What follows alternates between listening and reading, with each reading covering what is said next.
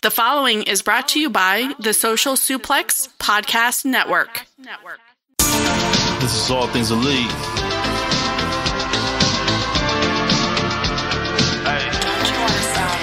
Welcome back to All Things Elite. Load up the pod, man, it's on when we speak. Rich right here, let me warm it up for Austin and Floyd. Couldn't be no one but the boys. When it come to All Things Elite from the fan perspective, swear, man, it ain't no question. Hear from them first. Swear, man, they putting in the work. No, they had to get me for the verse. Social Suplex Network's on. Hours at a time in your headphones. Austin and Floyd on the microphone. Backing out on the ring, getting in the zone. Pulling up the show, give it 7 stars, you already know. Who else could it be but the show with the proclivity for positivity? I'm gone.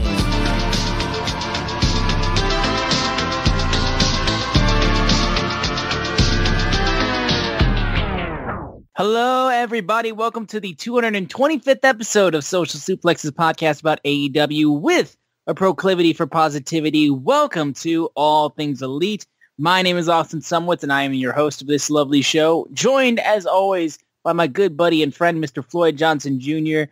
My man, how you doing? Dude, I'm doing great. We're recording, I guess this is very early Saturday morning, February 24th.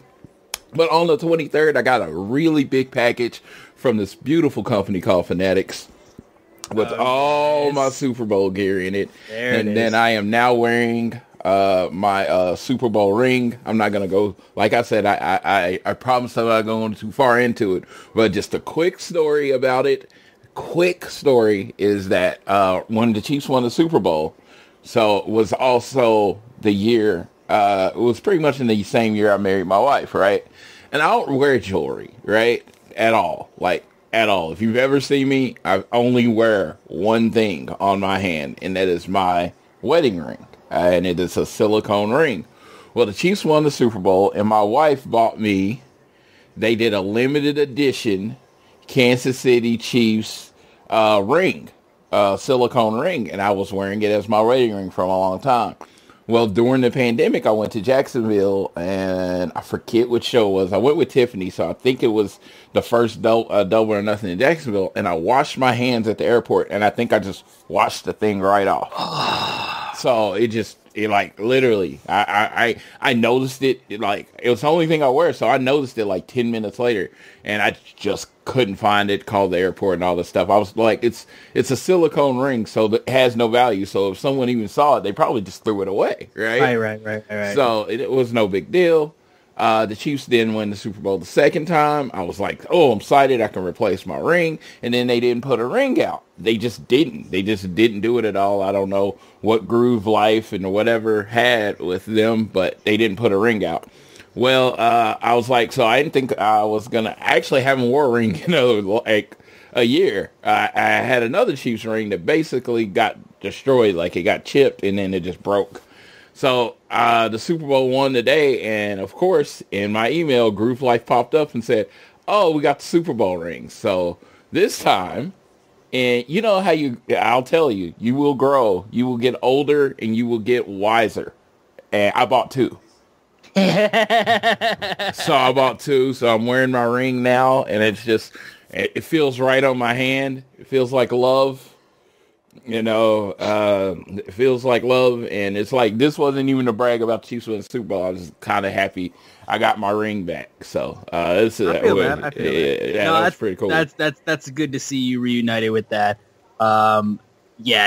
We are literally recording this too, like incredibly late. I got out of we weren't able to record yesterday because I was stacked with stuff I had to do, and then work was busy today. So we are thankfully getting this out, like I said, basically Saturday morning. So as late as we possibly could, but we're getting it up. We're making, because we want to make sure we hit this. Yes. Especially considering, other than a few other outside stuff, there's only Dynamite that we needed to talk about. So we should be able to knock this out for you guys. The Elimination Chamber starts in 3.5 hours, and I was getting up for it anyway. So I've been asleep 80% of the day. So when you like, oh, it's going to be a little later, I'm like, I'm fine. I'm literally just waking up. So that was cool. And, I was at Dynamite this week, so that was cool. So yeah, we had to talk about that. And and all that kind of stuff. And like I said, we're so close to Revolution that these shows, like I said, there's a lot to look forward to for them, especially considering too, and I'll mention it when we get into Dynamite, what was tweeted before the show even went on the air. So, because I do want to talk about that as well. But before we get into everything with the show, guys, we appreciate your guys' support and everything, but we want to make sure you guys continue to do so.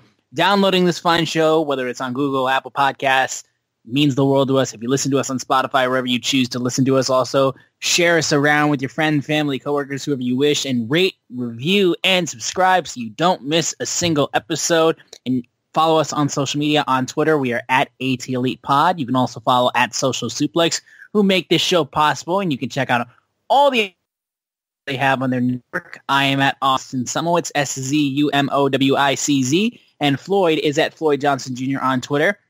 And the news of the week, I did not know about this news of the week before I got the notes from Floyd. A few minutes news ago, of the week yes. currently, literally a couple minutes ago. The news of the week, I will read this verbatim. Is O'Shea Jackson really trying to help? So, Floyd, I don't want to speak out of turn. I have his tweets pulled up, but would you like to go into what this man has been talking about? And again, I want to say I generally wouldn't cover this, but literally there was no collision last week. So it's just basically a Dynamite review and some stuff outside. So we needed a little content, and thank you, O'Shea Jackson, for providing such content. But the reason I say is he really trying to help because he was on Chris Van Vliet this week. I like Chris Van Vliet, met him in Dallas, pretty cool guy. That's neither here nor there because, people do interviews. If O'Shea Jackson was like, hey, I want to be on All Things Elite, he would be on All Things Elite because he is an actor. He is Ice Cube, the rapper's son, but he did his own career. He's had a movie with Seth Rogen. He's in the Star Wars, one of the Star Wars TV shows. Of course, he played Ice Cube in a movie. So this dude has a career, and it is growing. So don't get me wrong. This isn't I'm not. When I say Ice Cube Jr., as someone that was born in 1981, it is with nothing but respect. So, he is and he's an avid wrestling fan. Like, since I found out who this man was several years ago with him sitting in the front row at a WWE show and him tweeting about wrestling. And that's how I started following. So I am not against people with differing opinions of mine. Well, on the show, and this is the clip. I mean, I did not watch the whole interview. I want to be 100% honest because I generally, always say, yeah, you got to get to the details. But I thought the clip that was given out gave enough information so I could comment on it. And it was asked, he's online and he says, I'm watching AEW, and he's like, I get online and I tweet, who is this guy? And then he's like, I don't need somebody saying I'm not a real fan. I'm not this. Just give me some more information. And then he basically goes on to say, AEW should do more video packages to show people why they should care about each person, especially these dream matches, Minoru Suzuki, Jun Akiyama, all these people that they announce that just show up. He wants video packages as he says it would help the audience grow. Okay? All right. I hear him. He's a wrestling fan. He has an opinion. His opinion is valuable. I want to say that before I say what I say. Because I was actually fairly angry. Because, let me tell you why I was angry. I will start with why I was angry. What O'Shea Jackson Jr. does for a living. O'Shea Jackson Jr. is an actor. Very good actor. Every movie I've seen, I've enjoyed. Every role he's played, I think he brings something different to the role. I think he's really good. But you're an actor. And wrestling is a TV show. I know people want to compare it to UFC and people want to compare it to this, but wrestling's a TV show. Right? And if I turn it on, I don't know, like a show that you like. Let's say Breaking Bad, right? Mm-hmm. Breaking Bad. Season 4, episode 2 of Breaking Bad. That's where I start. I didn't watch season 1, 2, 3. Somebody said you should watch Breaking Bad. And the next episode on was season 4, episode 2. Right? Mm-hmm. Is Breaking Bad going to tell me the details of every character on that TV show? No. You're supposed to have been watching the first 4 seasons to understand who the characters on the show are. Because you're obviously a fan of that show. Right? AEW has been on and if on that show they introduce a new character, are they going to tell you everything you need to know about that new character? Or are you expected to watch the show and to develop emotions, negatively or positive, for that character? I think they're expecting you to understand that. Yes. So again, one of my favorite movies is the Lord of the Rings movie.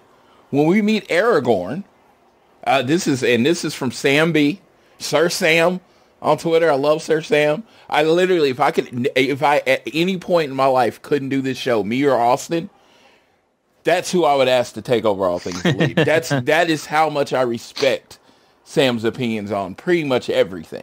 Like, we don't agree on everything, but I respect his opinions. I'd be like, Sam B, take ATE for me. Take our baby and go, because I think he's that good. And he brings up Aragorn, because I wanted to give him credit for this one, because I think it's perfect. When you meet Aragorn in the first Lord of the Rings movie, he is just a guy in the back of a bar. And then over the next 2 movies, he develops. You see the leadership. You see what he struggles with. They give you more information about him. And then he becomes, the king. Spoiler alert if somebody hasn't seen a movie that's been out this long. But, yeah. So, and it's just like, you coming from TV and movies should understand there is a amount of character development. When the Dark Order debuted, Evil Uno and Evil Stu, there were a lot of indie fans that knew who Player One and Player Dos was. And they popped. Me had no idea who those 2 men were. I was going to say, I was in the building for that show, and I audibly was like, huh? And that's fine, because that is a reaction. And then over the next few years, we've gotten to know the Dark Order. They've been in big matches. They've been in everything. But if they told you everything about the Dark Order when they first get, you wouldn't have developed that emotional connection from them losing, them getting bullied by Brody, after Brody passed. There's none of that, right? So I say that to say there is 3 hours of Raw, 2 hours of NXT, and 2 hours of SmackDown. They present wrestling exactly how you say it. And you know what? If that is how you need your professional wrestling, enjoy it. That's fine. But AEW is what's called a challenger brand. Tony Khan has used it very often. The one thing they did, and this is what's my problem with the last 6 months of last year, is that when you're a challenger brand, the worst thing you can be looked at is as a lesser version of what is already done. A lesser version of what is already done. So what AEW does is take their own thing and decide how they present it. And everyone was like, well, I was having a conversation. I don't want to bury anybody, so I'm not going to say who, but I was having a conversation with a friend, and he was like, and we were, it was one of the guys I went to show with, and we were just talking about vignettes and all that stuff. And he was like, he would help the show grow. And I was like, okay, to a casual person, help the show grow. And I'm like, I don't believe a lot of casuals are watching wrestling. And if you change that, I think it may help a nominal amount as far as growing your audience. Like a very little amount as far as growing your audience. But I think it would do a huge portion to pissing your current audience off. Well, and I also think, too, just to piggyback off that a little bit, too, like with the idea of, like, more in-depth video packages and stuff like that, I also think that wrestling fans, specifically wrestling fans online, also tend to like really like zone in on some of the most minute bullshit, does not matter things for the most part. Not to say that video packages don't matter, because they do, and they're a big part of pro wrestling. But like, I remember there was a significant period in time where wrestling fans were so anal about moving graphics for pay-per-view matches. And like when they brought them into AEW and you had moving graphics for the wrestler face-offs and all that kind of stuff, and for the match promo images, people went nuts on Twitter. I remember seeing people go crazy about this. Some people, I bet, couldn't even tell you that that was a thing that they used to do or did do at one point. And it was just the hot button thing of like people being like, remember these? They should do these more again. And more so, and like I said, what you said as well, the last thing you want to be is viewed at as just this, but lesser or cheaper. It's all that kind of stuff. That's the last thing that you want to be viewed at. And AEW, I think, does a great job of just being like, you don't know who this guy is? Watch his match. And then you'll want to see more of this guy. And he'll be such a great performer and such a great athlete and such a great wrestler. You will be just naturally be like, I need to Google this guy. I need to go see his other matches. I need to see this dude in his natural habitat, wherever promotion or whatnot that he came from. I think that's been one of the biggest things. Is like, as long as they come out and they do what they are asked to do, it's going to lead to people wanting to search them up. It's the same way of like when an artist is featured on another artist's song. It's like, I could listen to a song by an artist I love and he's got a featured guy. I have no idea who this guy is, but he flows and he or she sounds amazing on this. I need to go see what other stuff they have. And that's just kind of like how that's supposed to work. Now, it doesn't like work all the time, and that just matters from performer to performer. So, yeah, my first match, my first Okada and Omega match, full beginning to end match. It was when Cody debuted. I think Wrestle Kingdom 17. I if I said the wrong number, 16 or whatever, if I say the wrong number, I think it was year 2017. When they again said the wrong number, I'm just not gonna Google it. Just know it was my first Okada Omega match. It was Cody's first. Wrestle Kingdom 2017 was Wrestle Kingdom 11. Wrestle Kingdom 11. There you go. It was super off. I think I was thinking Wrestle Kingdom, the year. So Cody was announced for the show. Yeah, he had joined the Bullet Club, and he was wrestling Kota Ibushi and Kenny Omega and Kazuchika Okada were the main event. All right. Never seen them in a full match. Seen clips online, blah, blah, blah. Didn't know anything about these men. From the entrances, Kenny Omega comes out as the video game character. I'm on Twitter. People throwing out, it's this game from this character, blah, blah, blah. Kazuchika Okada comes out with the Rainmaker. Great. Again, no emotional attachment to either man. Right? The match starts. Again, one of the best matches I've ever seen in my life. It was like I don't think I'd ever been more impressed in an initial view of two people than I've ever been impressed in that. And I've been fans ever since. Did I go back and watch 20 Okada matches or 20 Omega matches before the match? No, I let them tell their story. And they told their stories with their body, and that's what made me a fan. I didn't need all this background information and all that stuff, but that's me. Dude, that was me too with when Shinsuke Nakamura got signed. When like that announcement after Wrestle Kingdom 10, they announced that Shinsuke, AJ Styles, and the Good Brothers all were getting signed at the same time, basically. And I was like, well, I know who AJ Styles is.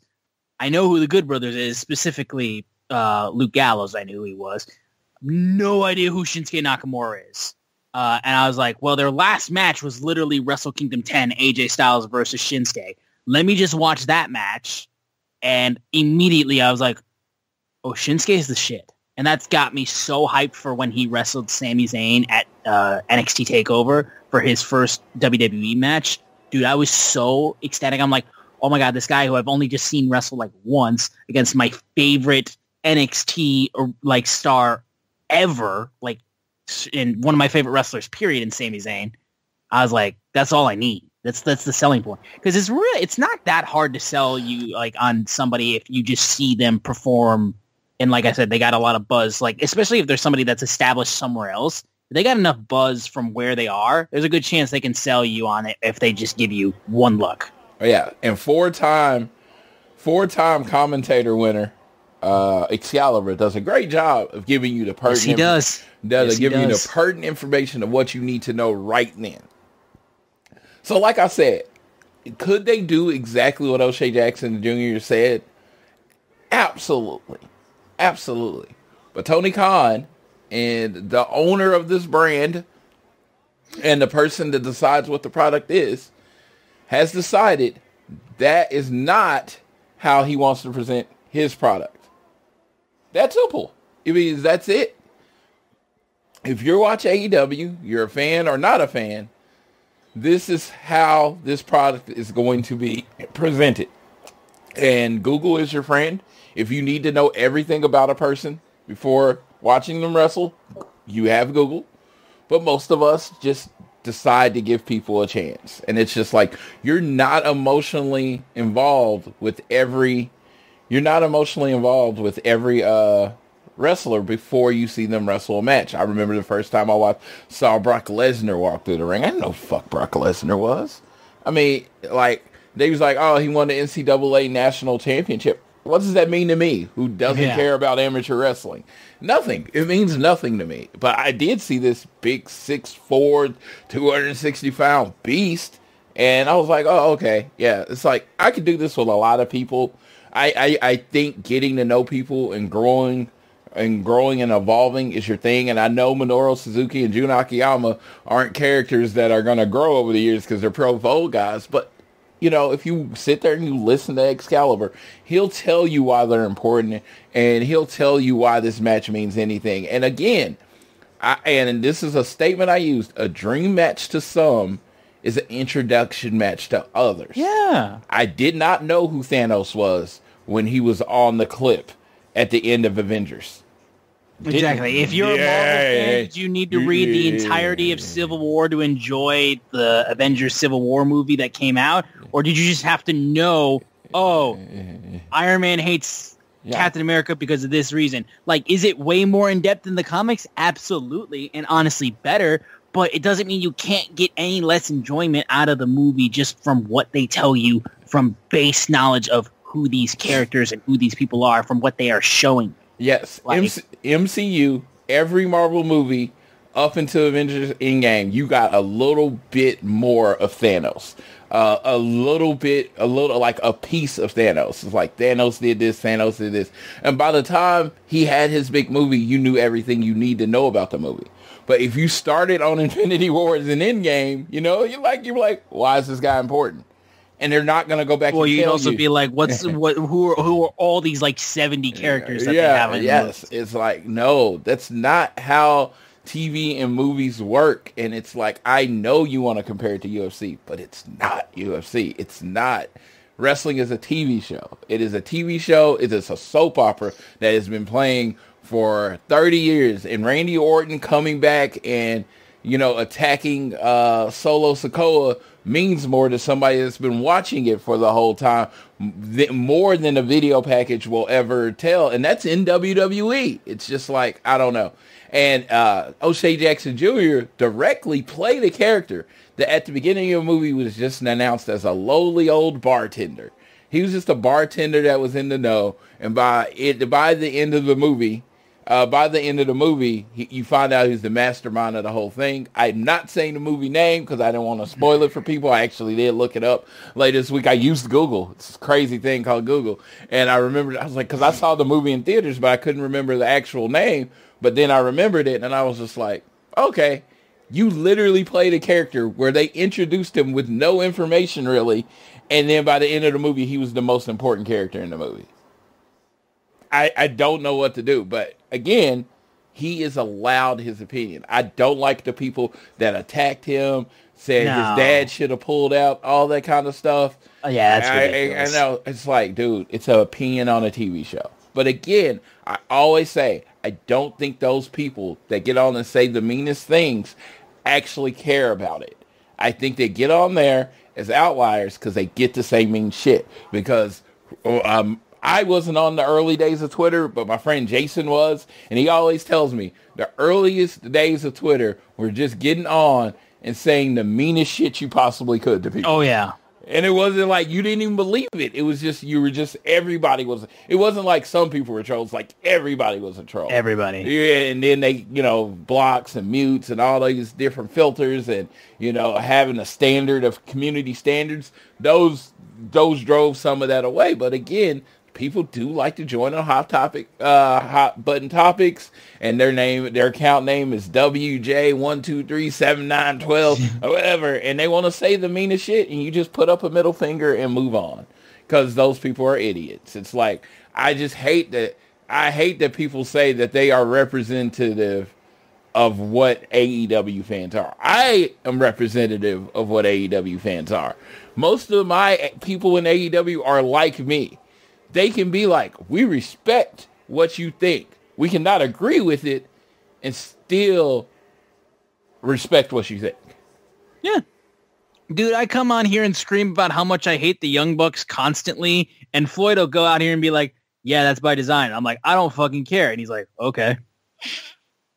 It's just how it goes. Yeah, it's like, dude, I will respect you. I will respect you as long... I will respect you as long as you present your thing respectful, and that's O'Shea is never mean. He's just upfront with it. Yeah, if you see any of his mean tweets, they are only reactions to people going outside the fucking line, and he needs to do what he needs to do, and that's his business. But when he presents this, just when he presented it on there, it wasn't mean. It was like, this is what I'm used to seeing in wrestling. And this would help me enjoy this wrestling more. And if you're watching wrestling and you don't, have ideas on how you would enjoy your product more, I don't know how you watch. That's how people watch wrestling. That's how wrestling fans watch wrestling. We're always thinking of how it can be better. I know some people just, the casual just watches it and it goes on their life. And like I said, I don't know how, like I said, the casual viewer, right? Which I say is a myth, because it's like, if you're a casual viewer, you're not going to know stuff when watching. Yes. You know it. You accept it. That's why you're a casual viewer. You're not going to know everything about everybody when you're watching it. You just have it on probably while you're doing something else or whatever. Like I said, I think you could do it, but I don't think the effect would be this monumental effect. It's not going to launch AEW back into the hot area that it was. It's just a few people will be like, oh, okay, that's better. And then a few people are going to be like, oh, that's worse. And then again, worse than all of it, oh, they're just trying to be WWE. Exactly. So either way, that's kind of, since he'd been making a little bit of buzz, that's where our thoughts are. And in terms of, is he really trying to help? I don't know if he's necessarily trying to help, but I do think he is just being upfront with his thoughts about wrestling. I know like a little bit recently he tweeted stuff about his thoughts about the Wrestling Observer Awards, which we'll get to at the end of the show. And I think it's just him being upfront as him as a wrestling fan. Yeah, I will say, him starting conversation, and he's very much getting people talking too. No matter the result. I said this last year when they cleaned up. I said it this year when they lose. I do not know why everybody gets up in arms by a fan club vote, because that's all it is. It is exactly what it is. They're very much, they do not matter to anybody except for the people making them. Yes, and it's just like, yes, if you think somebody else was the match of the year or the best tag team or whatever, okay. I mean, I don't know. Like people get so fucking angry. Oh, I know. Dude, like about a fan club vote, and I'm just like, I think some of it's performative to get people to come listen to their shit. Don't get me wrong. And if it works for you, tip hat, and we're not going to do that. We're not going to get that angry about it. We don't really get angry about a lot of things. And it's different. And if it is angry, it's barely angry at all. Like I said, it's mostly just like we're talking shit. Yeah, we're having fun. It's like we don't. That's not our brand. There are plenty other people out there that will get on here and just yell. If you get me excited, if I'm excited, it's mostly about, if I'm happy or I'm yelling, it's about something that brought me joy, not something that brought me anger. I can't be hung up about stuff that makes me mad because like it's just not helpful to me. Because wrestling is what brings me joy in life. I don't want it to be what pisses me off. Exactly. So we'll move on to what we do enjoy, which is AEW. So we'll get right into Dynamite, which once again, our boy Floyd, coming from Tulsa, Oklahoma at this show, he was in attendance for this one as well. So, I mean, he got exactly what he wanted. FTR opening the show. Dude, it's so crazy. When I bought these tickets, I bought Austin. I bought the Austin tickets, and not you. I bought Austin. No, I ain't getting tickets. I bought tickets to Austin, Texas, and I bought tickets to for Valentine's Day, and I bought tickets for the 21st in Tulsa. I was fully aware that my boys FTR are colliders. They are colliders, and what that means is they don't work Wednesdays. And not only did I get them at one of the shows, I got them at both of the shows. And I was hyped. And then they announced that they were going to, I mean, it's the first match, so we can kind of get into it, that they're going to be wrestling the Blackpool Combat Club. Dude, so I went with my friend Noel, and this was his first time seeing FTR live. Me and Dan had seen FTR live once, together once before. And then my friend Jay, who's he watches a lot of AEW, so he of course had seen FTR live. And then my friend Caleb and his friend Robert. And, they were, we were all there. We had some really good soul food before the show at this place called Fixin's. If you happen to be friends with me on Facebook, I accidentally tagged the Fixins in Los Angeles, not the one in Tulsa. Oh, well, everybody's like, I thought you were in Tulsa. I was like, yeah, I picked the wrong one. Damn, I picked the wrong one. Okay, it said Fixins. And I was like, I thought, when you check in, it's based on your location. So I figured it was going to check in the closest Fixins, not the one in LA. But no, had some really good food, really good show. And then I got the best tag team in the world. You talk about the different polls and stuff, like literally I think FTR swept them. So they are the best tag team in the world right now. And they're wrestling against two of the best wrestlers in the world. John Moxley and Claudio Castagnoli. And, individually, Mox, I've never been the biggest Mox guy. I'm not Sir Sam, who is probably one of the bigger Mox fans on earth. And but in Claudio, it's like, but that reverence. I'm a big Claudio guy. That reverence and respect for both of those people go out of this world. So, and this is, I'll tell people that I've enjoyed this storyline because this is pro wrestling. Yes, because like Mox and Castagnoli had been in their thing is basically right now, BCC's gimmick is they are the gatekeepers of AEW. That is, I mean, if you're not understanding it and it's not clear, which I feel like their interviews and promos have made it very clear, they're the gatekeepers. And they are there to measure everybody and make sure that everybody is putting in the maximum amount of effort to be in their company.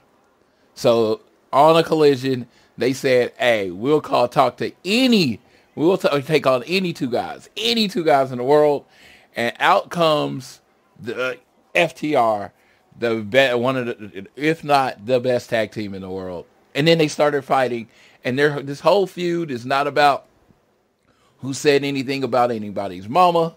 It's not about breaking in somebody's house. It's about we are two badasses, and we think we're better than you two badasses. Exactly, and they're two groups of guys who hit hard and absolutely like beat the hell out of each other. So yes, and in this match, it was exactly that. And before the match, talking to my friend Dave Finishell, and I was like, this is leading to a match at Revolution, and it's going to be stipulation match. It's going to be a bigger match at Revolution. And he's like, no, I don't think so. And I was like, okay. And this is the first time I've ever used this moniker ever. But I was talking shit. So I was like, you're questioning the king of AEW podcast? I was like, you're questioning me? When I tell you something's going to be that way, it is going to be that way. You were pretty spot on. I was like, this is what's going on. I was like, this is leading to a different match. And he tells me, of course, Dave is like asking for details. And I say, oh man, because there had only been 4 matches announced. Yeah, there wasn't a lot. Well, also too, I forgot to mention too, the one thing I forgot to mention as we get into the show, because I want to know what your reaction was too, because Tony Khan made a tweet leading into the show that night, basically being like, I've never had such a hectic lead up to a show when it came to people not being able to, he said we're going to have up to 5 minutes of overrun because it's been one of the most hectic weeks for injuries plus unexpected unavailability that I can recall in AEW, especially since the pandemic era. What was your reaction to when that tweet was sent out before? It sounded like he was preparing us for a shitty show. Honestly, I was like, what? I was like, is this something? I'm like questioning TK. I say trust in TK. And at this moment, I was questioning the shit out of TK. I'm like, dude, if I was at home, I'd be like, and I was that so-called casual and I followed on Twitter or whatever. And I'm like, maybe I should go find something else to do. Cause it felt like he was just like, and it was just like, and the two things really didn't go together. It was like, we got a 5-minute overrun. Also, we have limited availability. It's right, like, exactly. We're going to make the show go longer as we are like struggling to fill time. Yeah, so it felt like it would go shorter. That's a double negative right there. Yeah, so it was very weird. And I was like, like I said, this falls in line. I was like, dude, there's not a lot. I could see FTR and Blackpool Combat Club going like 40, 45 minutes. Now, you watched it on TV. Yes. Did they announce the time limit on TV? I couldn't hear it. Okay. No, so I just heard the bell ring. Because I'll tell you, in time, we didn't know there was a time limit until they said it was 10 minutes remaining or in a 20-minute match. Because if they told me this match was only 20 minutes, I was like, oh, it's going to a draw. I would have said that immediately. But, I mean, maybe they're doing it, in part. So the last 3 shows of AEW, it started with these, at least the FTR series, it started with they had a time limit and, Mox tapped out Dax in the last 2 minutes. And now this match, and when they came out, now, I will say this. When I saw how they were wrestling in that first 5 or 10 minutes, they were on an incredible... They were wrestling a very fast-paced match. I truly felt like this wasn't a typical FTR match because they were going. And I'm like, man, are they going to be able to keep this up for 40 minutes? Because, like, when you're in a tag team match, when you could go 30, 40 minutes, you usually get those long... double teams where they're beating on a guy for 10 minutes and it builds time for that hot tag wait significantly long. No, this match was fast paced. I saw my boy Dax with his bad knee, getting that drop kick, baby. I was like, I popped harder for Dax doing that drop kick than anything that match. I know. Like, he is very open with how much he struggles with his knees, like the injections that he gets in his knees so he can basically move and keep doing this.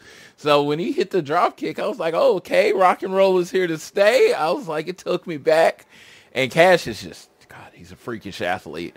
When they built to that double clothesline off the top ropes, so cool. And goddamn, Mox and Dax, I mean...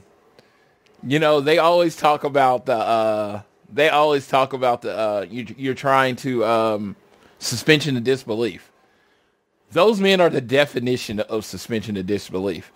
They're like chop and punch things. It just looks like they're knocking the shit out of each other. And then you had Cash and Claudio, and they were doing the Euros, and I'm like, hey Cash, you my boy, you number one. I love you. Well, you really want to throw European uppercuts with Claudio? You see that man, right? Yeah, you see that man, right? No, and it was just like, it was just so freaking physical, and it was just like, I'm like feeling each chop, and they're going through and they're echoing, and it was like there was no down part in this 20 minutes, right? And literally, it didn't give you this idea who was gonna win. Every time, I will say this, it's a clear story. Every time tag team tactics are needed, FTR is going to have the advantage. Every time it's like a lot of one-on-one stuff, Blackpool Combat Club has the advantage. And it truly is how it should be, because, you're dealing with a former ROH world champion, and you're dealing with a former AEW world champion. This dude, Mox is the alpha of AEW, and I don't mean that in the Jericho way. He is the apex. He's the guy in AEW. So again, losing a fight to Mox is not like you've lost to just anyone, So this match lined up and told the story, the outside work, the running into stairs. I'm completely enthralled. Very few pictures from this match, because it was just, I was completely just living in that moment. And then in the end, they're all in the ring, and of course FTR gets the advantage, and they're about to catch, Mox with the Shatter Machine, which I liked how they did it, because they really kind of locked in a standstill, because he went up for the Shatter Machine, and the time went, and Dax dropped him. They still haven't hit Mox or Claudio with the Shatter Machine. They're obviously building to this at some point, but they haven't hit him with the Shatter Machine. It was like, if we had 10 more seconds, maybe they won, but you don't know, because they didn't hit him with the move.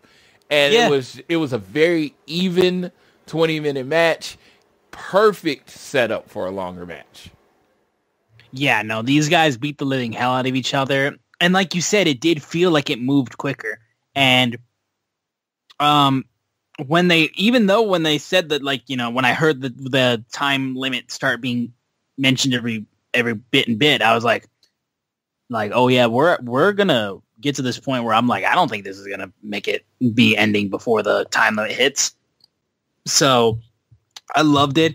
I thought it was an amazing way to open up the show. I don't think there's a way you can't go wrong when you open up with BCC, any form of BCC opening up. And then, of course, FTR doing what they do best. Spectacular. I love the fact that the 5 more minutes has now become part of, AEW's reaction to a draw is fans are chanting it, because I'm always waiting for it, because it's happened now, I think 2 or 3 times where they just go 5 more minutes. It's it couldn't even be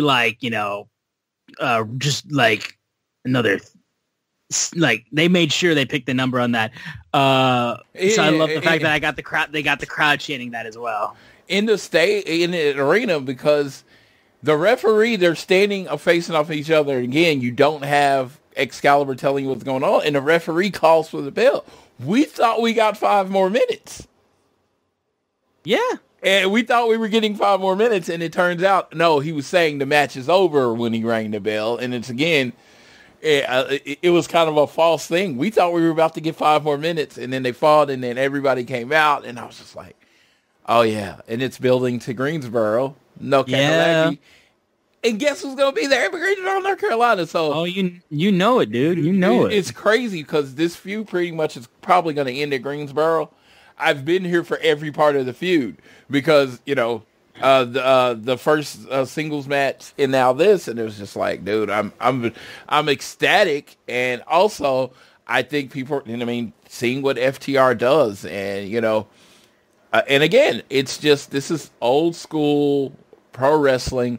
What I look for in pro wrestling, as in, like, man, the whole story is these two guys just don't like each other, and actually they respect each other, but hey, I'm a bigger badass than you.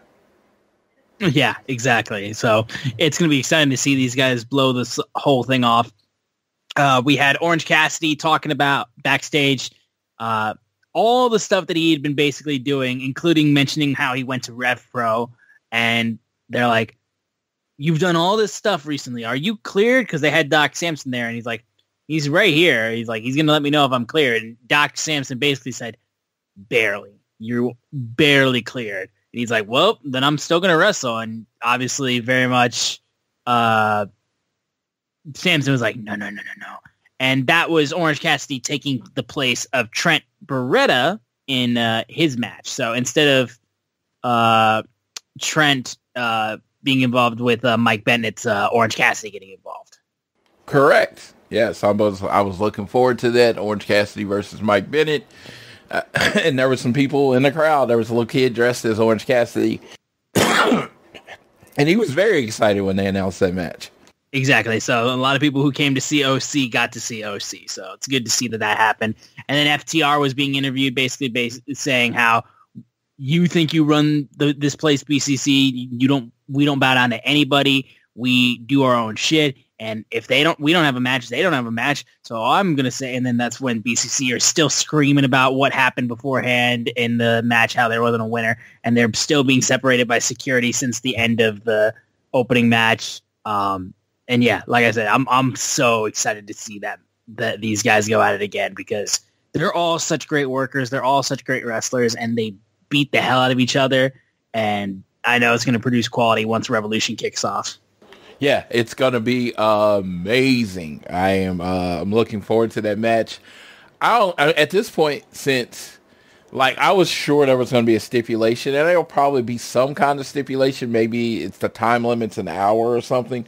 But what I'm seeing is just there hasn't been a winner. So I don't think you have to elevate it. I think it could just be a regular tag team match. Exactly, because then people can still be hyped for it just because they haven't seen who the winner is. So you can just do a regular tag team match. But, maybe it's a tornado tag. Maybe there's a little something extra. But I would just be, at this point, I would be fine with it just being a regular tag team match. I did assume FTR would figure out a way to win it, maybe on a roll-up or something. And then, Blackpool Combat Club would jump them, and then that would escalate the situation. But right now, it's Blackpool Combat Club up is 1-0-1 right now. Blackpool Combat Club has the only pin in the series, so we are looking forward to what? Oh, well, not even a pin. It was pass out or tap out. I think he actually did tap out. And so I'm really looking forward to what happens in Greensboro with these guys. Yeah. So getting into the match between Orange Cassidy and Mike Bennett, I love the fact that now OC is just full on his slacker thing. It's not even heavily a thing that much anymore. He's all in on him being the international champion and having problems with the Undisputed Kingdom. So he just went out just from the jump and orange punched Matt Taven. He was beating up on Mike Bennett early on. But as he was getting pulled away by the referee, that's when Mike Bennett suplexed him and started getting some momentum on him. This match was really fast-paced as well.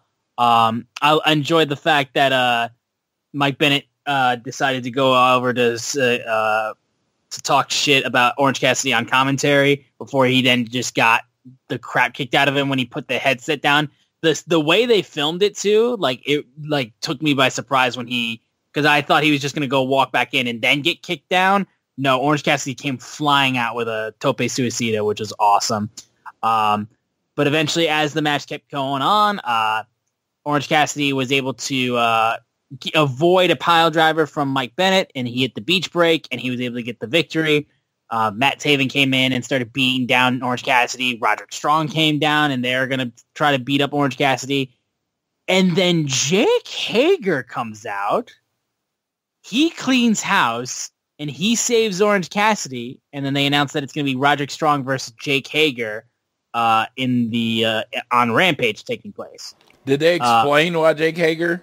No, there was no explanation. Like I said, there's my headcanon is, well, obviously, listen, Jake Hager is saving his little brother, like his little twin brother. They're just that's how it goes. You know? And that's immediately what the guy that I was with went to. He was like, it was like they should just put Jake Hager in all jean stuff. He looks exactly like Orange you do that, Cassidy. or you put the purple bucket hat on Orange Cassidy. You can't tell the difference other than the fact that one of them is shrunken and the other one is a big MMA dude. And I'm like, if that's what they're going for, understand your fans immediately got it. Because I didn't. I was like, I mean, it's Jake Hager and Orange Cassidy. Well, he's like, they look exactly alike. And I'm like, now I was just saying, something funny. Like I said, I would love nothing more than that being the case. Now I can't unsee it, though. I can't unsee it. Every time I see it, I was like, oh, God. It looks like a big brother, little brother situation. Yeah, no. I hope that's the way they go with it, because I think it would be so funny. But and Jake hasn't been doing anything. No, exactly. Give them something to do. Yeah. I would love to see like what they decide to do with Jake Hager, because with the Jericho Appreciation Society being dead, like it would very much be exciting to see what you could do with Jake Hager. So yeah, I mean, we will see. But after this, Renee Paquette was set to interview Angelo Parker because he had a big date with Ruby Soho, and she walked up and like she's like, I'll tell you all about our date Friday night. And then they are getting ready to go. A white SUV comes up, and Ruby was like, is that our ride? And I'm like, no, we got a lift. So like we did not get this super nice car. And as they walk away, that's when Ric Flair comes out, and he's asked about Sting's retirement match by Renee. And he's like, I thought when I signed up for this whole thing, I'd be a bigger part of the picture. Like, I'm not mad with Sting. I'm just upset that I'm not more involved, because I should be right in the middle of things. And that's not what I've been. And he said, no, you know what? Between you and me, I'm going to explore other options, because I'm not trying to put you in the middle. I'm just telling you the truth. And that's when Ric Flair walks away and knocks on a dressing room, and it's the Young Bucks and Nicholas and Matthew Jackson. Their god-given names. Immediately asked him what he wants, and he said, asked him if they had time for him, and they said, let's talk. So like we got a trio of shitheads in the room together now. That's so crazy. They peas in a pod, those guys. I wouldn't go quite peas in the pods, but they're all kind of, jerks. I'm just saying, dude. I'm just saying. Okay. Moving on from that, Daniel Garcia then was in the ring, and he got interviewed about what happened last week with the Rated R superstar, Adam Copeland. He's on the shelf. He can't compete. And now Tony has said Daniel Garcia will be getting a shot at Christian Cage for the TNT Championship. That came out of nowhere. This whole thing will go down for me just based on the details. Again, the Google added so much to this moment. It felt like, so Christian, dude, this promo, dude, this dude's a master right now. Daniel Garcia did a very, very good job. And of course, the man who came out afterwards did an amazing job as well. So, first of all, love the fact the fans got behind Daniel Garcia for this opportunity. Like, I love the fact that they immediately like, okay, this is what we're getting. Cool. Like, we're right behind Daniel Garcia for this. And he talked about how, fans were chanting, "You deserve it" for him. And I didn't feel like I did for a lot of the time. So I always felt like I was destined for great things, but I was at my lowest point a couple months ago, and I lost confidence, and I just needed 3 seconds. And at the end of the Continental Classic, I got those 3 seconds that changed my life. And every time I got knocked down, y'all picked me up. Every time I danced, y'all danced with me. And Adam Copeland, no one knows how long that match would have ended last week. But I have full confidence that if it went any longer, I would have made you tap out. So he talks about that and then says, it's not over between us, but next time you see me, I'll hold the TNT Championship when we face off. And then he brings up Christian Cage, and that's when him and the Patriarchy come out. Nick Wayne, Killswitch, and Mother Wayne. And Christian Cage was like, since Adam Copeland can't fight me, he will never have a chance at my TNT Championship. Never. And Daniel, last week was just a byproduct of you standing in the ring with him, but it worked out pretty well because now you're the number one contender. And he goes on to be like, had a hell in a run, but I really don't think we should step into a ring at Revolution. It's not that I don't think you're worthy. It's that I think you're not ready. You just want to make these people be entertained by your dance moves. I want to leave the arena every night the most dominant TNT champion of all time. And then that's when he brings up his childhood. He brings up he's like, do you know Jackie Garcia?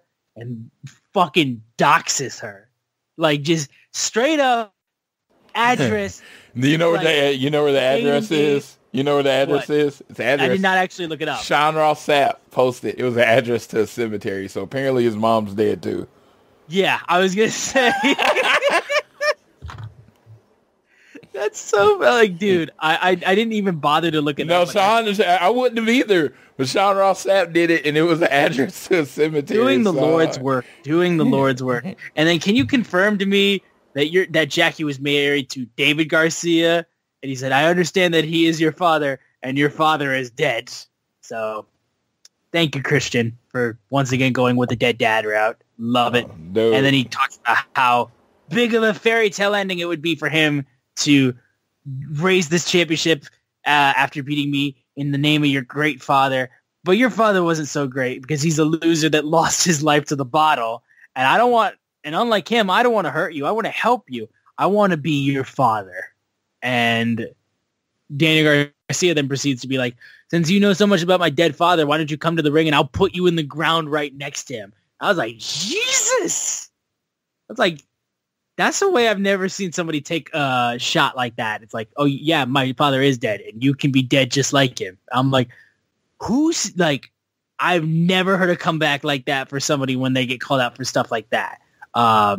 Christian Cage then sent Nick Wayne to charge at him. They started beating him up. Daniel Garcia then got Wayne in a sharpshooter, and then Daddy Magic came out, and he stood up for Daniel Garcia and took a chair to the back of Killswitch. And that's what I'm like. Daddy Magic from day one, him and Angelo Parker has said it was their son.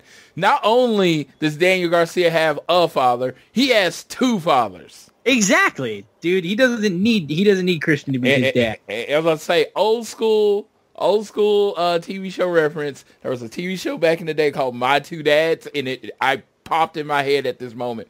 Again, I'm not going to go too much. You can guess it's about, a person with two dads, but there's a twist. You can Google it if you want to find out. But I just that's what popped up in my head and made me I love the fact that he's still so tied to the hip with Daniel Garcia from the 2.0 days. That's his It's son. just nice to see that they still, I know. I love it. Yeah, love stuff doesn't go away in AEW. If I hated you back then, if we start tagging together, be sure that wrestler is going to address that they hated each other back then, right? If they're friends and they have a connection. Otherwise, they ain't going to go well. Yeah, other friends and connections, they're going to keep it. Stuff doesn't just go away.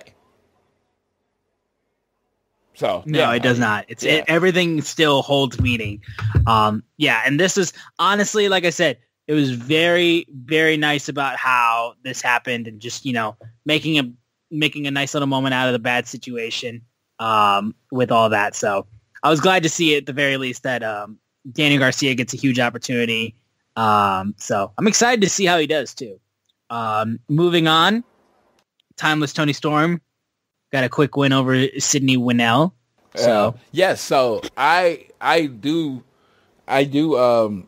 commentary in local Oklahoma. I've actually called matches for her. No way. Yeah, so I thought that was pretty cool. Pretty good moment. It doesn't happen a lot, but it was just like, oh, that's cool. That's cool. So I saw it. I was like, that's her Oklahoma wrestler name. Obviously, Sydney Winnell. I think that's like maybe her real name, but she didn't use her wrestling name. So I'm not going to say say what it is because, you know, she basically lost in 2 minutes. So she probably doesn't want those two things attached to each other. But I've called her. I was like, but that's her. I know her. And they were like, hey. And I said that, and it was just kind of one of those cool moments. Absolutely. So good to see her lock up with the timeless one, Tony Storm. Now, you probably, I don't know if did they show this on the screen when you were there, when Deonna Purrazzo comes out for her match and then they have a stare down? Did they show what they did on screen? No. So I'm on my phone and somebody's like, did y'all? And I was like, no. I mean, of course, we were looking at it. It was in color, and then the screen up there was just Deonna Purrazzo's entrance thing. So yeah, we had to see it on Twitter, but that was so fucking cool. Spectacular work. Yes. Honestly, spectacular. I love it so much that how that went, how they set that up. Like, I love it. Like I said, it's another reason why I just love the presentation of Timeless Tony Storm and just all this type of stuff. Honestly, like I said, perfect image. Perfect. And then Madison Rayne, she took on Deonna Purrazzo, and Madison Rayne was hit with Tony Storm's finisher, which is the break a leg submission, and she makes Madison tap out. That's when Tony comes in and tries to take the shoe and whack her with it. She ducked it and then hit her with a kick, and then that's when she swung at Mariah May, who then got out of the way. And then that's when Tony Storm used the distraction to grab Deonna Purrazzo, and then she hit the break-a-leg submission on her. So yes, and Madison took a pretty nasty drop on the head. She's okay. I was going to say, yeah, thankfully she is. I didn't mention it just because I know she's thankfully okay with it. But yeah, it was kind of scary. Yeah, no, it was nasty. And you couldn't see it in real time. But it's like someone put the clip up, like, oh my God. And yeah, it was like, because you could tell they checked on her afterwards. So it was like, dude, I was like, man, they could have went way worse. So I'm happy for Madison. But Deonna and Tony is my favorite thing in a very long time. I've just really enjoyed this whole rivalry. Yeah. So like I said, I can't wait for when we get Deonna versus Tony. Like, Tony has been one of my favorite things in AEW so far. I do have the hat coming now, thankfully. I rectified that after not getting it when it first dropped. Moving on, we had the AEW World Tag Team Champions, Sting and Darby Allin, who had a bit of a message for the Young Bucks. Darby basically said, you know, when you're this close to the end, you look back on life and it puts things in perspective that fame, spotlight, material things that we chase for, they don't mean anything. And they were looking at some old photos, and they show Sting when with his kids when they were like little, and they were the same age as the Bucks kids are now. And like, this is the only thing that matters to him in the end is his family. And Sting goes, strikes a nerve because all my years as a pro wrestler, no one has messed with my own flesh and blood until you Bucks. Goes, all this stuff going on in my personal life the last couple of weeks. The Bucks attacked my sons, and now my father, 7 days ago, passed away. Said all of that. First of all, I wouldn't say that with Christian working in the same company. That's all I'm saying. But at least there, he's retiring, so he's getting out of Dodge at least before Christian can even, like, Christian was licking his chops when you said that. I'm just letting you know that. But coming out of that, he talked about his own mortality. He used to think he was invincible, and he still sometimes feels that way, but time catches up to him like it does for everybody. But one thing he knows, everything that's left in him is coming to Revolution with him, and the Bucks have the fight of their life on their hands now. So, great work in this promo. Honestly, I love the use of the images of his family. I thought that was great, tying it all together. And it ties it back more so, too, about what this story, is. And I'm going to say, big thing to anyone that didn't like that Darby didn't address his family last night. Last week, it rang so much harder. And I saw so many people that thought this was like one of the best promos, best things that Sting done in wrestling, because Sting addressed it. it wasn't for Darby to address. I said that last week, and I'm reiterating it this week. Yes, and it was 1,000% right. And it ended up being, Darby wasn't the right person to address Sting's kids getting attacked. It had to be Sting. And now we know literally why Sting wasn't on the show. Yeah. Like, we know why Sting wasn't on the show. So it's like, all this stuff, sometimes it's just like, I understand. What we do in wrestling is we react to everything in a moment. So, again, there's no problem with that. But sometimes if you wait a second, things play out and it clears up. Yeah, and like I said, it's everything seems to be on track now for what this story is. Like the stuff with Darby, like in everything that he said last week, that's not what this story is. It was enough to carry you for a week, but now that we've got Sting back and that we can get focused in on what this story is, which is like it feels more intact, you know what I mean? And now we need to know what the hell the Young Bucks are doing with them talking to Ric Flair. Yeah, and it was announced it's going to be a tornado tag. So exactly. So with it being a tornado tag, could be a lot of shenanigans because of that. I wonder what Sting is going to jump off in his last match. Exactly. Something, I know. We moved into a interview with Wardlow, who immediately told Shivani to get out of the ring. And Wardlow felt like dropping a pipe bomb tonight in more ways than one. And he literally addressed everything anybody is questioning about him. Exactly. This was, like I said, this was his pipe bomb. And he talks about how 2 years ago, and I was in the building when this happened, thousands of people chanting his name city after city in a manner that hadn't been seen or heard in decades, being the next big thing. But apparently the rocket that was strapped to his back was put upside down because since then he's been driven into the ground and screwed over and over again. And you would think, the only homegrown, day one, original AEW megastar of this company would have been champion long time ago, but he's never received a world title shot, and people need to be fired and thrown in jail for that fact. I was like, God damn. Again, somebody's been reading the internet. Yes. So, damn. He goes, look at some of the people who have held it. Kings, gods. So what does that make me? Because the best in the world, the real heavyweight champion, I beat his ass like nobody has in his entire career. His body is still falling apart from me.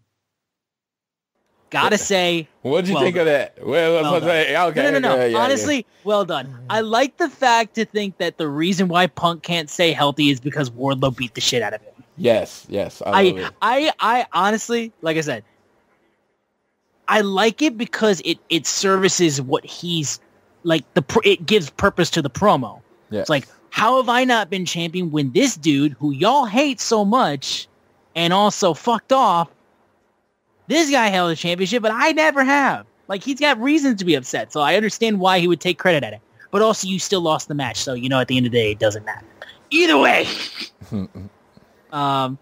He then talks about the former champ, the guy who's better than us, and we know it. He squashed him like an insect. And then he brings himself to the most dangerous man in the room, the king, current champ Samoa Joe. Can someone remind me when he and I were in a ring? Oh, yeah, I choked his ass out and beat him too. So again, what does that make me? Because it sounds like I'm the best in the world. I'm better than you, and you know it. And I'm the most dangerous man in the room. He called himself the uncrowned king of AEW, and it's time I start eating like one because I have been starving. I'm done being fed scraps. I am everything a world champion should be, and there's no one back there bigger, faster, or stronger than me. Anybody who wants to get in my way, just know this is no longer wrestling. This is war. Like, A+ stuff from him. A+ stuff from him. This is genuinely so well done. Like I said, I don't know. I'm not even, like I said, I'm all for you referencing stuff with Punk if it furthers a storyline and furthers your character. That's honestly why I like this. I don't know if this is him standing in front of a mirror. I don't know if this is him working with the promo guys like Dustin Rhodes or whatever in the back. I don't know what this is, but whatever it did, it worked. I don't know if he's just had this in 2 years and was just never given the mic to do it. You know, I don't know. I don't know what it is. But that man, I always thought he was okay. You know, okay promo and like, okay. No, like, the promo was always the one thing I had issue with Wardlow with. I thought he was the best big man AEW had because not only was he a big dude who could power slam you into oblivion, but he could also do shit like jump off the top rope and do crazy speed shit that like not a lot of the big men in AEW could do. Yeah, he's the marriage between looking like a guy and then also being able to perform. I thought this was really well done. I believe this is, you know, setting up a world title feud. And I don't know who. I mean, I have a feeling who it's going to be with, but who it's going to be with. But I really enjoyed this Wardlow thing. No, yeah, he absolutely took this shot and he hit a for sure an extra base hit out of this. Like he smacked this thing really well. I give him all the credit in the world for that. We then had a quick little thing with the Bang Bang Scissors gang when they talked about on the next Collision, they should team up as the Collision Cowboys representing the Bang Bang Scissor gang. And I was just like, these goddamn names, dude. These goddamn names are just like absolutely ridiculous. And then we found out about how we found out about a lot of things too in this period of time too. We had Will Ospreay being confirmed for Dynamite next week.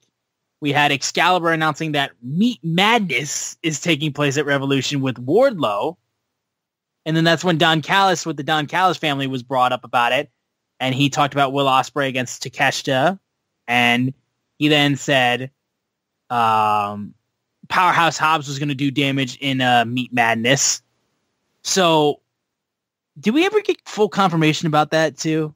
Like, is that just like a group of all the, like, is it a, like, how many people are in this Meat Madness match? Yeah, no, we have not gotten any confirmation other than I was just saying, I didn't see anything. We got Powerhouse Hobbs and Hobbs and Wardlow, and I hope someone in the company gave Big E a call and be like, "Hey, we're gonna use this. Are you good with it?"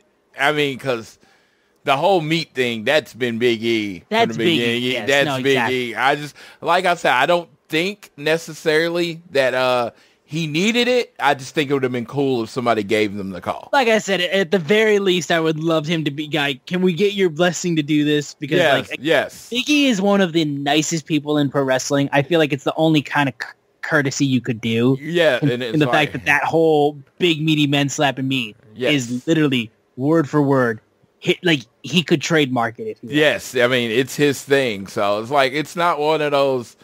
Like I said, it's just more of it would be cool if they did, you know, give him the call. And like it's not required. I would love it if he just came up to be the ring announcer for the Meat Madness match. Dude. I know that's not humanly possible right now, but I would love it. Yes, it's just that dude.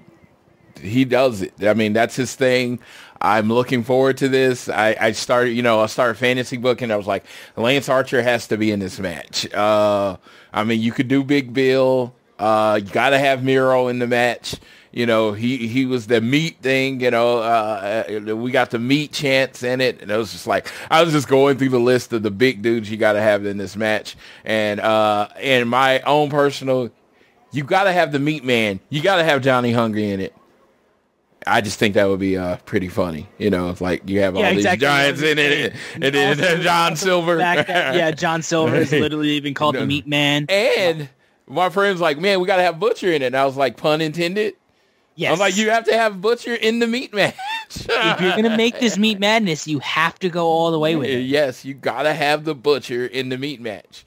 And I think you should have, like, Paul White be the special referee. Something, man. Something. Like, dude, I think everything. Either that or just do commentary. Paul White. Commentary. Paul White doing commentary. You just got to have somebody big in there calling the match. I'm like, go all the way with it. Like, just make this And the like winner, when WWE did the little person match, Yes. like the WLC match, they went all the way with it. Yeah, and like if you're gonna do Meat Madness, you got to go all the way with it too. and if the marketing people aren't calling Omaha Steaks if they're not calling Omaha Steaks to be, the advertiser for this match, and literally what you should win Someone's is not a doing their job. Yeah, a year's supply of steak. Absolutely should be the winner of this match. For real. But moving off of that, Yes. we had the main event of this show, which is the trios match between the world champion Samoa Joe, Brian Cage, and Swerve Strickland versus Hook, Hangman, and Rob Van Dam. And this is a good closer. I still think, obviously, the opening match was the best match of the night. It felt very Rampage. I mean, it felt very Rampage of that, with the best match being first, and then the opening match was the main event. Exactly. The opening match was the main event, just like typical Rampage kind of stuff. But this match was still very solid. I like the work that they did. I also love the fact that too, like RVD is just like got so many signature moves that like you can get so much time out of a match done by him just rolling through all of his signatures. Like he's the type of guy where like if you load him up on 2K, like he's got 4 different signatures you can switch between. And this is the best use of RVD. Having him come in 4 or 5 times a year, getting the pops, getting his shit in, doing something cool, and then getting out of there. I'm like, people like sign RVD, that's cool, but I mean, do you really have a spot for him? This is his best spot. Yeah, no, this is what like works best for him, like in this kind of spot. He did great work in this match. Hangman and Swerve getting the chance to go at each other again, it was great. And yeah, I mean, this match went just everybody getting all their stuff in, all their finishers, boom, boom, boom, boom, boom, boom, boom at one point. And then eventually, as RVD goes for the 5-star frog splash, Brian Cage shoves him, knocks out Hook with a lariat, and that's when Joe comes in and he gets a rear naked choke in, and he gets the victory for the heels. And Joe continuing to be the king that he claims he is and reigning all over AEW with his title run. And it was well done. I will say it was a well done trios match. A solid way to close it out for what was a pretty dang good show, I will say. Floyd, I know you can speak to it a little bit more with you being there. Dude, it was just a fun match. It really was. I'm like, I mean, I could go into like depth or whatever, but it was just a fun match. It was like Swerve is super over. We got to swerve when we drive. We got to do the na-na dance, and it was amazing. And it was just like everybody hit their spots. Hook got his suplex in on Samoa Joe. And again, there was a story with Hook and Samoa Joe. There was a story in everybody match. There was a story with everybody. RVD was kind of the odd man out. I love the Hangman promo. I know, yeah. I love the Hangman promo before the match, and he's like, well, this is our chance to hurt Swerve. He does not give a fuck about Samoa Joe. He does not give a fuck. Does not give a damn about being the world champion. He does not care. His whole purpose in life is to make sure Swerve doesn't become the world champion, and I love it. I feel like this is leading to a AEW, like a cage match or some like, because you thought the Texas Death Match was going to blow off. Maybe they, do bring back the unsanctioned match or something, because it has to be leading to something with Swerve and Hangman, because literally Hangman's desire and everything is just to keep the title off Swerve, and I fucking love it. Yeah, I mean, he's got a death wish for like Swerve Strickland. He wants him to suffer the most. Yeah. So, I mean, like you would think it has to blow off with something like that, but that was AEW Dynamite. Rampage already aired, of course. And Floyd, did you want to comment on the Rampage stuff that you got to see? I mean, I saw the Rampage stuff. I personally believe Mariah May and Anna Jay tore it down. I thought they had a really good match. It was really heavy hitting. It reminded me of a female version of Mox and Dax because they were throwing forearms, throwing bombs. I thought it was one of Anna Jay's best matches. This was live. I have not watched it on TV, so maybe that changes a little bit, but live, I thought it was one of Anna Jay's best matches. And I thought it was a really good match. There was a triple threat trios match that was, that was good. I don't think Rampage is a skip this week, especially, but if you're going to watch it and you're like, oh, you piecemeal and you don't necessarily watch the whole thing, I say watch Mariah May and Anna Jay. Okay. And then turn it off when the Young Bucks show up. I mean, okay, so the Young Bucks, in a brilliant move of just, like, this is them going to the next level with their heelness. It is no longer the Meltzer driver. It's dead. The Meltzer driver is dead. It is the Tony Khan driver. And it was funny because how they did it, because, you weren't going to hear it on, the people in ring weren't going to hear the announcers say they've renamed it. So when they were about to hit the move, they screamed, "This is the Tony Khan driver!" Yeah, he just everybody screams it out. Yeah, exactly. And then does the move, and the match lasts. I'm just saying though, dude. Like Meltzer driver was just taking his last name. Like, why not just call it the Khan driver? No, Tony, because it could be Nick Khan. Tony Khan driver. But again, doesn't that just work both ways though? There's only one. Gonna go crazy about it. And there's only one Meltzer in wrestling, but there's. I understand that. The two Khans, so they will just call it the TK driver. There you go. No. Instead of the Tony, Tony Khan driver, it goes too long. Yes, exactly. They don't want anything about what they're doing right now to be appealing to anyone. They want you to hate They want you to hate how they dress. They want you to hate how they move. They want you to hate how they talk. They literally want you to hate their fucking names, and it's fucking brilliant. I mean, this is probably my peak Young Bucks fandom right now, because I just think everything they're doing is so dickish that it is getting under people's skin, and this is what heals. Oh, Floyd is like, I know he's like absolutely like overjoyed with how much like I'm seething. Yes, because this is what heels used to be. It is like, this is what heel used to be. It's like, I don't want you to cheer me. It's like so many, like the two most over guys over the last 2 years have been MJF and Swerve, and they're literally the most despicable people ever. And it's like, Christian Cage and the Young Bucks right now are doing heel work. This is heel work, and I fucking love it. I got nothing. They don't want you to like them. They don't want you to be appealing. They want you to think about. Which is why I get stuck, and I'm just like, see, you're like, I'm thinking about turning the channel.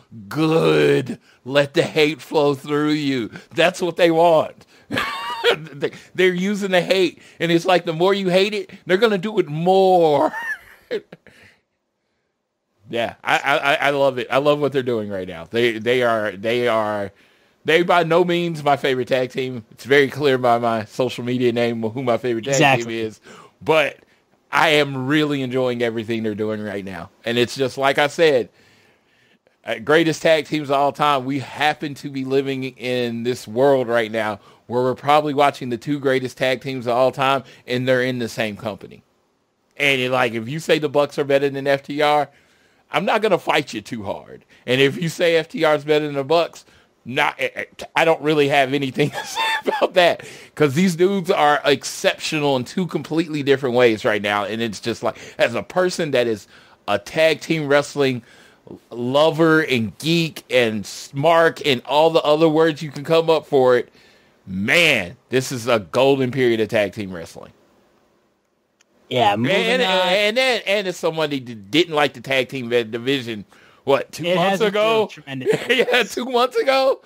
It's like, we got two. You say that, I will say, but your boys FTR on Collision are wrestling a team that's not a named team. But that's what I'm saying. But they're wrestling. You know what I mean? Yeah. They were in that trio stuff, and then it was like, let's get tag teams in there. And honestly, I think it's building up. They're going to win, right?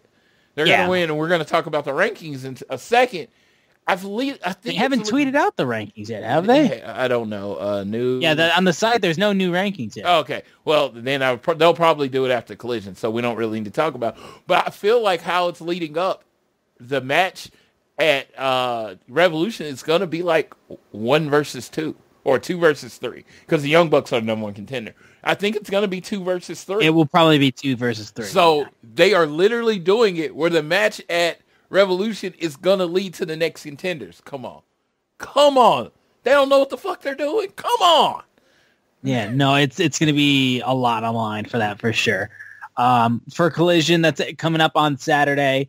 You're going to have Kiera Hogan versus Serena Deeb. Thunder Rosa will also be in action.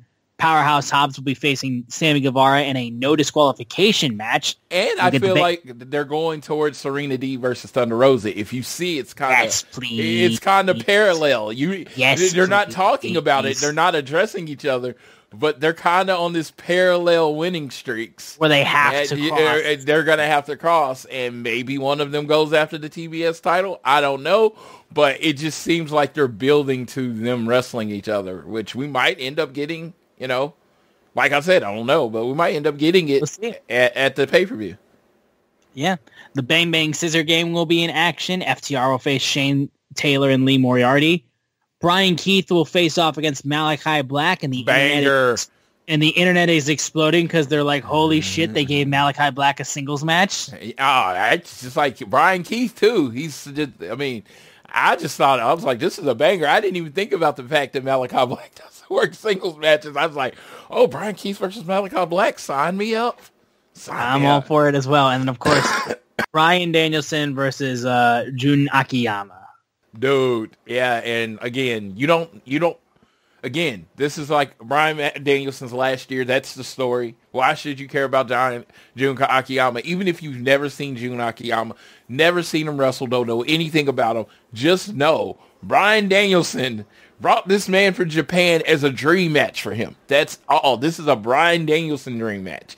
This is not, I know this could be for some wrestling fans, but this is someone that Bryan Danielson wanted to work with. They flew him into America to do this match in Springfield, Missouri, of all places. But Springfield's getting a banger. Honestly, yeah. Yeah, like Springfield is getting a lot of really good matches. And I think this card that you're seeing for Collision is this is what, if you're asking what the Collision brand is, this card is the Collision brand. Just honestly, a bunch of really good wrestling matches. For sure. That is everything coming up in AEW. The last thing we want to touch on before we close the show out real quickly is the results of the Wrestling Observer Awards, which came out. I'll go through real quickly, and I'll just talk about the AEW-related awards that were won. So Wrestler of the Year was Will Ospreay. Most Outstanding was Will Ospreay. Tag Team of the Year, FTR. Boom. Back to back. Just like the Chiefs. Boom. Tag Team of the Year was FTR. Like I said, Best on Interviews, Eddie Kingston. Best Weekly Television Show, AEW Dynamite. Match of the Year, Kenny Omega, Will Ospreay, Wrestle Kingdom 17. And then Japanese MVP was Will Ospreay. European Year MVP was also Will Ospreay. I find that incredibly hysterical. Non-heavyweight MVP was El Hijo del Vikingo. And then you had Most Improved was Julia Hart. Most Charismatic, MJF. Bryan Danielson Award went to Bryan Danielson for Best Technical Wrestler. Best Brawler went to Jon Moxley. Best Flying Wrestler was Vikingo again. Don Callis was the Best Non-Wrestler. Best TV Announcer, once again, Excalibur. Best Major Wrestling Show was Revolution. Best Wrestling Maneuver is Will Ospreay's Hidden Blade. Worst Feud of the Year was MJF versus the Devil. So there was one thing there. And then Promoter of the Year was... AEW actually won the top two worst gimmicks of the year. Yes, the Devil and QTV. Worst gimmick was the Devil, yes. And then second was QTV. So they got 1 and 2. They got 1 and 2. Yeah. So I don't know about QTV because, like I said, that was my debut of Harley Cameron, so you can't say that it wasn't worth something. Dude, and, again, again, like just like last year, take these with a grain of salt. Exactly. I mean, if you like something better, if you like final something, thing though, yeah. Final thing though for the final AEW one, best gimmick, Timeless Tony Storm. Let's fucking go. Let's go. Best gimmick. Let's go. Again, I will say this. The big ones were like the two that didn't. The ones that shaped the world were the two you didn't talk about, and we're going to bring them up now. For the first time since they debuted, AEW did not win Best Promotion of the Year. Yes. For the first time in decades, WWE won it. WWE won it, and for the first time in decades, I mean, Promoter of the Year went to Booker of the Year went to Triple H. Promoter of the Year went to Nick Khan. WWE is literally the hottest organization in the world right now. Like, tickets can't be bought fast enough. They're selling out SmackDowns and Raws. People love everything they're doing. If you look at the American Wrestler, it was Cody Rhodes. Dude, I will say, though, like I said, I agree with you on that point. Like I said, it's a hot time for them. But I also still find it hysterical, the fact that it's like Promotion of the Year, but also worst show of the year is worst major wrestling show is Revolution. It's Crown Jewel. Worst, like, in like you see, like, on the rankings how close, like, NXT and other shows were close to winning some other awards. And then best weekly show was still Dynamite. Yes. It is kind of funny. Yes. But, it doesn't matter. Like I said, these awards, like we say, you take them with a grain of salt. Like, if you put your, like, everything matters with who wins this award, like, it doesn't, like, these awards are just for fun.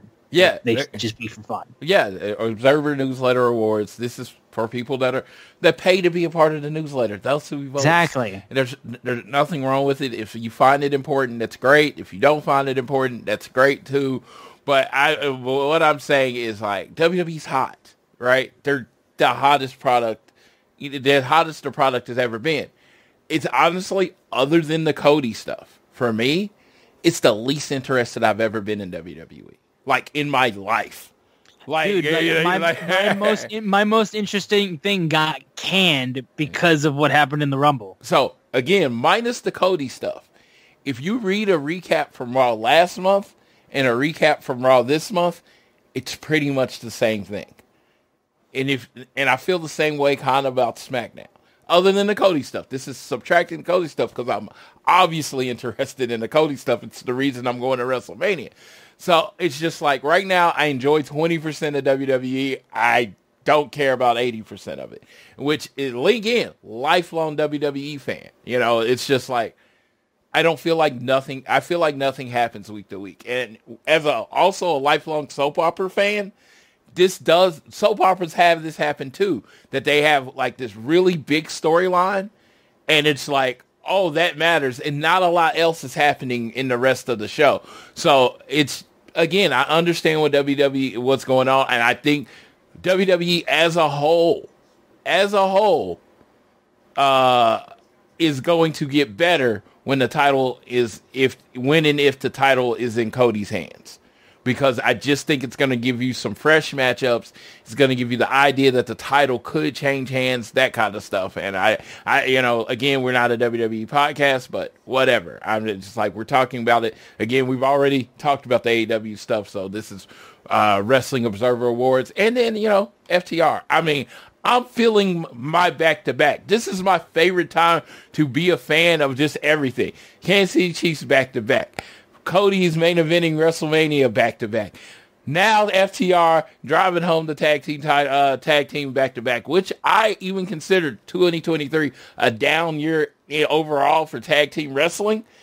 But FTR is the brightest spot in that world, and they are the best tag team in the world. I'm like, look, hey, if you don't ask me, ask the Observer Newsletter, which I don't vote in, ESPN, which I don't vote in, all the awards, PWI, all of them. FTR's won them all.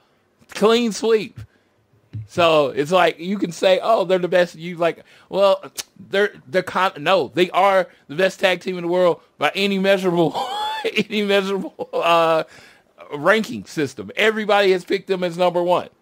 when one team was taking time off, these motherfuckers was working every Saturday. Now they're working Wednesday, and then they come back and work Saturday. They clearly could have took Collision off this week and just saved it for the. No, they're in. And just to let y'all know, the taping schedule's a little weird. Collision tomorrow they're gonna Collision, and then they're gonna tape next week's Rampage, because on Wednesday in Huntsville, Alabama, they're actually doing Dynamite, and then they're taping Collision right after. So Collision will be recorded next week as they get ready for Revolution. But yeah, it's just right now, it's really good time for me to be a fan of everything I'm kind of a fan of right now. Even the Oklahoma City Thunder are good, and I don't even talk about them. Only thing I got right now is Red Wings. That's all I got right now. So Yes. Either way, with that, I think that's going to close things out for this episode of All Things Elite. Guys, thank you guys so much for tuning in. Every single week. We apologize again that this took a little bit longer to come out, but we had to make sure we get an episode out, and we will be on next week, guaranteed, for our AEW Revolution predictions as well. So, guys, thanks for listening. Be sure to keep downloading this fine show on Google or Apple Podcasts. If you listen to us on Spotify or wherever you choose to listen to us, give us a share with your friends, family, coworkers, whoever you wish. Rate, review, subscribe, and follow us on Twitter at ATElitePod, at Social Suplex. Follow those guys who make this show possible, and check out all their other shows. I'm at Austin Sumowitz, SZUMOWICZ, and Floyd is at Floyd Johnson Jr. on Twitter. With that, I am about to go to sleep. Floyd is about to watch Elimination Chamber in Perth. So I will let this man take us home on this episode of All Things Elite. I'm going to keep it short so Austin can go to sleep. Thanks, everyone, for listening. As we head towards the end of winter, I just want to let everybody know that we're going to get one more freeze. So prepare accordingly. Don't put your shit up yet, because we always get that one more goodbye to winter freeze. And I thank you all for listening to both of us. We're going to we're consistent. I think this is 3 weeks in a row that we actually put out a show. I think this is our longest streak in a while. So stay with us. We're going to keep going. I think we didn't make a big deal of it, but I believe the 28th is our 5-year anniversary of ATE. Yes, it was a very big, different show when it debuted, but I am been glad to do this. I found my tag team partner, Austin, and I thank everyone that listens, and I will leave you how I always leave you. Whether it is home, work, or school, always do your best to be elite.